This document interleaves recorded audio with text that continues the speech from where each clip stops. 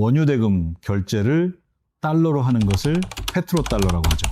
페트로달러 체제가 흔들리면서 미국의 기축통화 지위도 같이 흔들리는 것 아니냐라는 취지의 기사들이 쏟아지고 있는데요.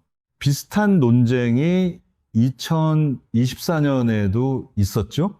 1974년에 미국이 사우디를 압박해서 원유 대금 결제를 달러로만 하는 비밀 협정을 맺었고, 막대한 페트로달러를 미국 국채 시장으로 유입시켜 달러를 기축통화로 만들었는데요.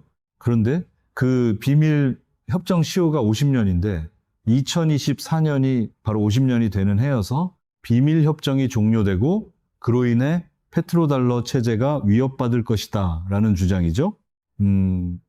사실 속칭 이 페트로달러 비밀협정의 내용은 정확히 문서로 밝혀진 것은 없거든요. 그래서 당시 협정이 정말 사우디에 불리한 미국의 음모론적 협정이었는지는 당시 상황으로 추정해 봐야 해요.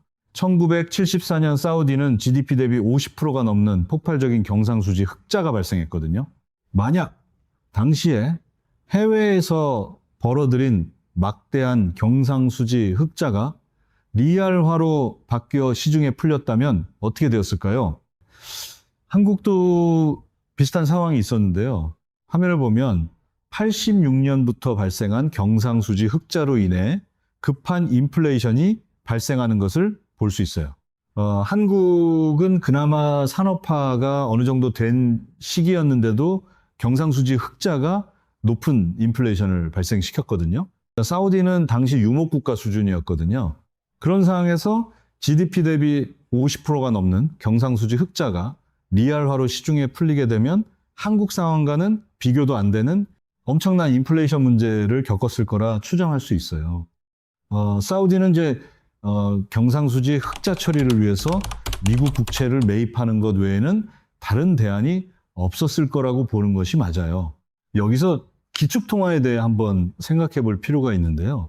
기축통화가 되려면 가장 중요한 것은 기축통화를 담당하는 나라의 금융시장이 굉장히 발전해 있어야 되거든요.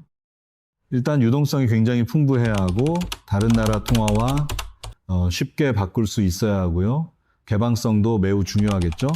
투자할 수 있는 다양한 금융상품도 있어야 할 테고요.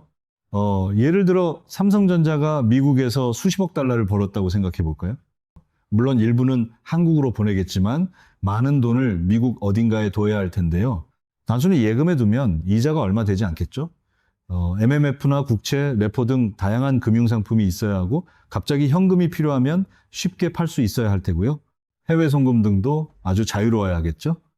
당시에 사우디가 그렇게 많은 경상수지 흑자를 안전하게 파킹할 수 있는 방법이 미국 국채 시장 외에 또 있었을까요?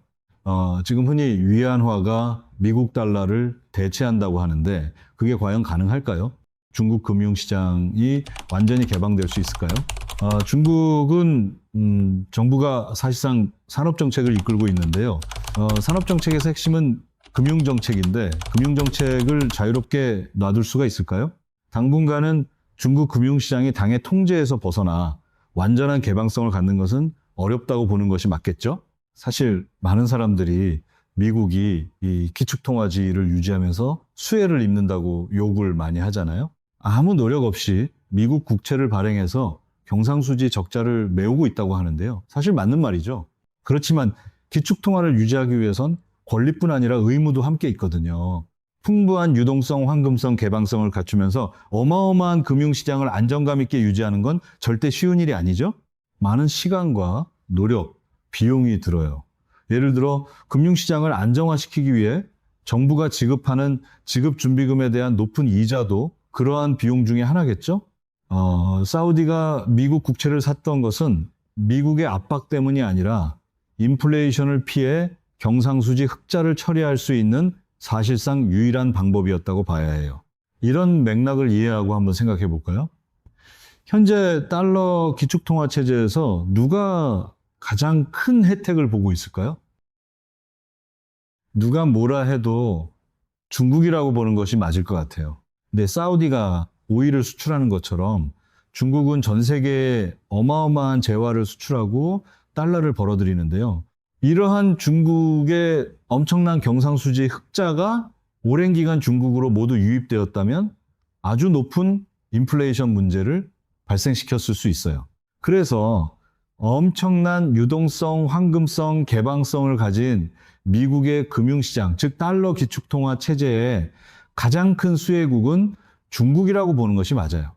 중국은 겉으로는 위안화 기축통화를 원하는 것 같지만 내심은 달러 기축통화 체제가 당분간 더 유지되기를 바랄 것 같아요. 위안화가 기축통화가 되기 위해선 중국 금융시장을 완전히 개방해야 할 텐데 중국 정부가 그걸 원할까요? 기축통화를 유지하기 위한 의무들을 수행할 의지가 있을까요? 킨들버그 함정은 기존의 패권 국가가 쇠퇴하면서 국제 질서를 유지하는 데 필요한 글로벌 공공재를 제공할 능력을 잃었는데 새롭게 부상하는 국가가 그 역할을 맡을 의지가 없을 때 나타나는 리더십 공백 상태를 의미하는데요. 킨들버거는 1929년의 경제위기, 대공황, 2차 세계대전의 근본적인 원인이 바로 이 리더십의 부재에 있었다고 주장하거든요. 미국의 기축통화 지위가 흔들거릴 때 이를 대체할 국가가 그 역할을 맡을 의지가 없다면 킨들버그 함정에 빠질 수 있어요. 달러의 위기와 위안화의 한계 사이에서 우리는 리더십이 사라진 함정에 빠지게 될까요? 아니면 새로운 공생의 길을 찾게 될까요? 우리가 써내려갈 다음 50년은 어떤 세상일까요?